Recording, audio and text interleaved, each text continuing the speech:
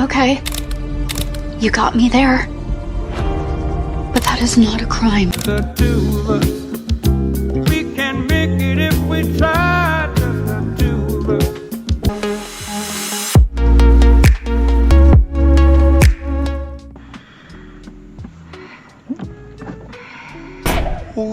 I'm happy. I'm not surprised. Let's get into it. All right. Alcaraz, Carlos wins Alcaraz. I started Wimbledon final to beat Yannick Sinner in the US Open rematch. So as you all know, he has won the US Open. I beat Sinner in 4 sets. Yeah. So, like I said, my prayers from last week Monday was Coco and Sinner to make the final. Sinner didn't make the final. She lost the following day. So yeah, he studied Yannick when they played Wimbledon, and he beat him. I think he did predict a lot of what Yannick Sinner was going to do, especially with his forehand. He played a lot with his forehand, and Sinner did become predictable. I can say he started to misfire with his forehand as well. Tried to put a lot of pace in his forehand, and he created a lot of unforced errors, especially in the first set, third set, and fourth set. He lost that match with his own record. Let's be quite honest with ourselves with Yannick Sinner in that match. But yeah, he said that in a post-match. This is one of the questions. I'm not going to read all of them, but he was asked the question was, in the Wimbledon final, it felt like the match was played more on his terms. A lot of baseline rallies. Today you were able to bring in more of your slices, spins, and that kind of thing. I just wondered what were your thought difference was when you were at the top. Yeah, whatever. And he said, yeah, I started that match. I started the Wimbledon final. As I said, I spoke with my coach and we saw the Wimbledon final. We spoke about what we would have done better in that match, just in case I was going to face him in another time. So yeah, he studied that. So Sinner usually does like dominate on the baseline. So yeah, so he did that. Yeah, this is the remainder of what happened. So yeah, and in the first set I did see that Sinner really did struggle with Alcaraz's slice. He couldn't control that speed. He couldn't control what happened, but he did recuperate in the second set. That's how he won the second set. But then again, like I said, in the third, fourth, he really did lose that match with his own unforced errors and him not trying to change the game and everything. But yeah, anyway, it is what it is. Yeah. So yeah, with all that studying, which began almost immediately after Wimbledon, clearly played for the Spaniard, who served out a speedy fourth set win on his Sunday's championship over Yannick, dethroning the defending champion and reclaiming the top spot. He hasn't been world number 1 since 2022, which didn't last that long. So let's hope he doesn't last this long this year again. And then Yannick was asked, and I just thought about the specific things I want to improve if I want to beat Yannick. So we spent 2 weeks before Cincinnati just practicing specific things. So I want to beat Yannick. So yeah, he improved a lot. So he said, I'm not reading this entire thing, but yeah. So that's what Alcaraz was asked when he won his title. And then we go to Sinner, and his opinions of the match. Apparently, does Sinner have an Alcaraz problem? Sinner said, I was a bit unpredictable. Yeah, he 6'2", 3'6", 6'1". Imagine 6'4". So yeah, he did his homework. So Sinner didn't do his homework, I guess. He has a tendency to say, I'm just going to focus on my game. And he kind of showed him that he needs to change. So this is what he said. He said, I felt like I was a bit cleaner today. What I did well in London and I did better today. He explained during his post-match. And he said, I felt he was doing everything slightly better today, especially serving both sides with swing and very clean. His serve did fail him again. Like this entire Cincinnati and the US Open, his serve did fail him again. I give a lot of credit to him. Okay. Yeah, this is the scorecard here. And then yeah, then where's he? Yeah.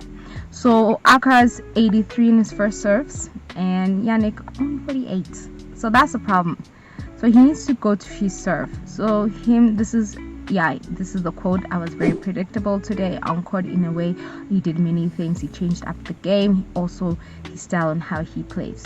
Now it's going to be on me if I want to make changes or not. Definitely we're going to be working on that. You have to be working on that in the next 2 weeks because you're going to face each other again. That's for damn sure. You definitely going to be facing each other. I was also, in my personal opinion, not as surprised that Yannick lost that match, if I'm being quite honest with you. Obviously, I'm a Yannick Sinner supporter through and through. I'll always want him to win every single match, nicely, cleanly, ugly, dirty. It doesn't matter as long as he has a W to his name. But going into that match, I knew deep down that he was not going to retain. He was not going to win. But I still came out and said, yeah, he's going to win. He's going to win. I'm going to pray him. But that's why I was not surprised. Personally, I was not surprised, but it's okay. We move on. He said he's gonna improve, do more things and stuff. So that's my opinion on the match as well. Okay, then he goes on to say, I was very predictable today on repeating it on court in a way, but this is the interview. He did many things. He changed up the game. Now you're definitely going to be working on it. I'm trying to be more prepared for the next match, but I will play against him. So he knows that they're going to play each other again. But this year is not ending without them playing each other again. Final. I'm going to aim, maybe even losing some matches from now on, but trying to do some changes, trying to be more unpredictable as a player, because I think that's what I have to do to become a better tennis player. At the end of the day, that's my main goal. Absolutely, Yannick. I was happy when I read this morning, preparing for this video, when he said that. Okay, take the positives out of this and see what's okay. This is what we need to work on and be able to do.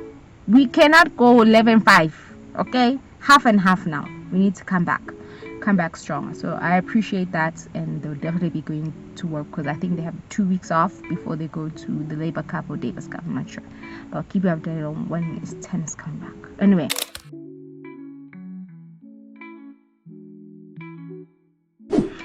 that's done with the Yannick Alcaraz situation. Now we go to Aryna Sabalenka. Aryna Sabalenka won her US Open back-to-back.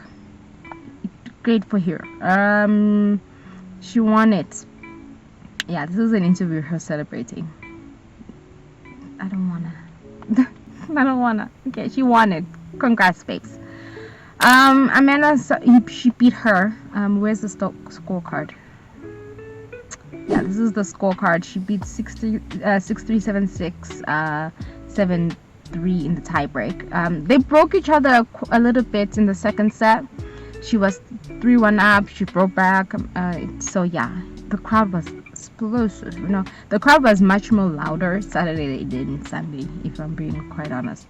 That match was, she did all right. I'm not gonna read. Yeah, this is the scorecard right here.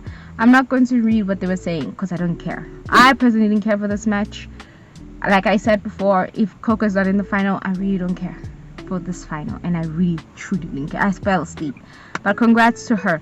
Okay, she'll do better. She kind of redeemed herself in her Wimbledon 6-love defeats. You know what I mean? So she fought back real hard, but yeah, she's I think 4th now, but we'll see the rankings at the end here. To the rankings. Okay, Alcaraz, world number 1. Are we happy? Good for him. 11.5 and Yannick 10.7. He lost, I think, 1,500 points because he was champion, and you get 2,000. So yeah, it's not a huge gap. So he can definitely become world number 1 again, Yannick, if he wins a couple of tournaments, especially a 1,000 title, which I am saying now he's winning one of the remaining 2 1,000 tournament titles. I can guarantee you that. Okay. I'm just surprised he doesn't have it, but it will. But yeah, it's not a huge gap. But anyway, he's champion. Then Zverev is still at 5, at 3. And then Djokovic, I knew Djokovic was going to go up because he went out in the semifinals. So 4. He's down Fritz, and then Shelton 6th, and then Draper down 7. He's going to continue to drop Draper because he's injured. Dimnor, Muzetti, and Runoff is catching off 10. Holger 11th. Where's my one? 14. He's 13th. Alger Alasim. Tommy. Medvedev is 18. At least he's still in the top 20. I thought he apparently, yeah. Okay, Bublik 19. Not bad. I don't think I can load it now because I'm outside. But I'll post the women one. Okay.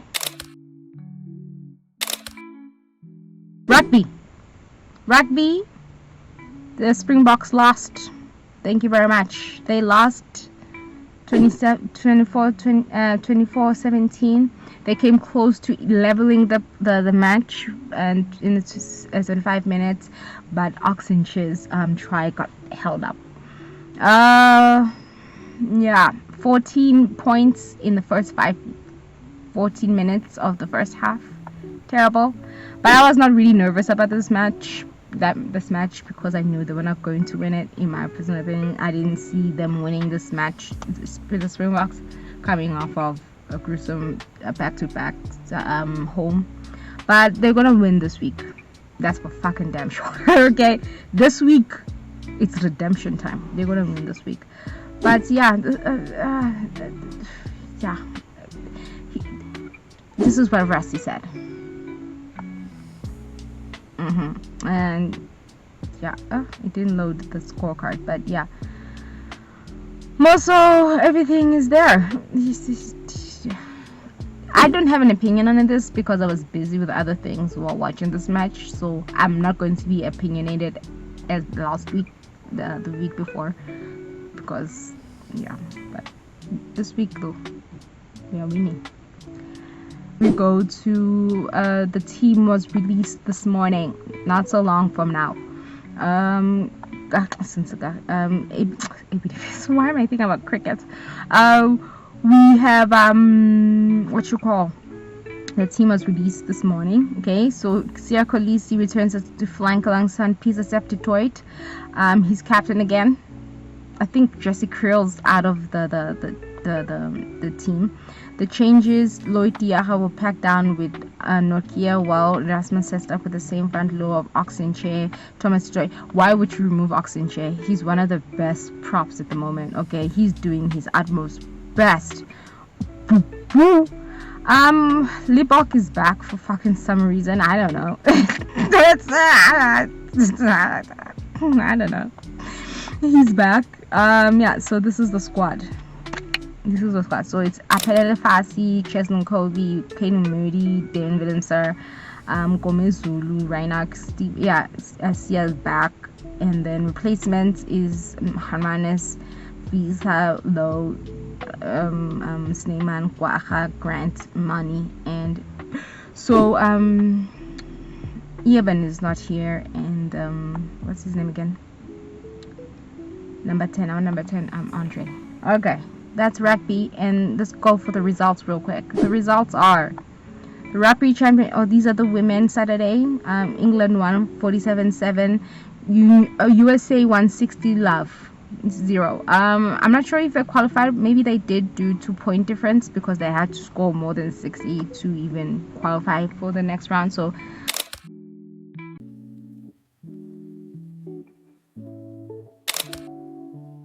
and then the rugby championships right here. We talked about it. We're not going to talk about it anymore. And then the South African women lost 57-10 with the last minute try by the South Africans. So okay, we didn't expect them to win that match anyway. So sugar honey spawny party.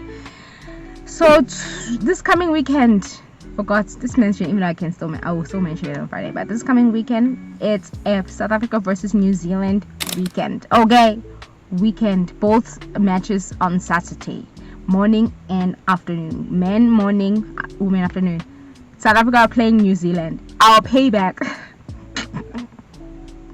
Anyway, yeah, that is rugby, so check it out. we'll talk about it on Friday. And then we go to football qualifiers. South Africa at 6 o'clock. Vandaag. That's why I'm wearing this shirt. That's the only match I care about. I'm not gonna talk about anything else. They won on Monday 3-0 to the City. Ha ha ha ha. Bong, bong, bong. Friday, I mean. The only team that make me happy this weekend. The only team that make me happy this weekend. The only. South Africa won on Friday. The Springboks lost. The women's Springboks lost. Crickets. Oh, we're going to that right now. Crickets. Yannick Sinner. So I had a horrible sporting weekend. Please check up on me on Friday. And then we go to cricket. Cricket right here. Oh yeah, these are the results. This is the first one. South Africa won by 7 wickets. And then this is the second one where South Africa won also by 5 wickets. My bad. That's the second ODI. And then the third one, South Africa lost by 342 runs, Pete. 342 runs. 342 runs. They posted 414 for 5. I stopped watching this match when there were, I think, 17 for 4 wickets or 7 for 4. I was like, I'm gone. I disappeared. I left. 72 all outs. I was like, fuck this. I'm leaving. I don't care for this mediocrity. I don't want to know. I don't want to see it. I just left. Terrible. Jeffrey Archer 4 for something. Disgraceful. It's the same thing that they did with Australia. They won that ODI series back-to-back matches, and then the third match where they're supposed to solidify, they lose by a freaking huge margin, and they did it again here, which is ridiculous to me. And that pitch was not meant for batting, it was meant for bowling, but they couldn't. And then Wednesday, first T20. Great. Anyway, that is my sporting little rant at the end there. So thanks so much for watching. Horrible match. A moment of silence. Thanks so much for watching. I'll see you Friday.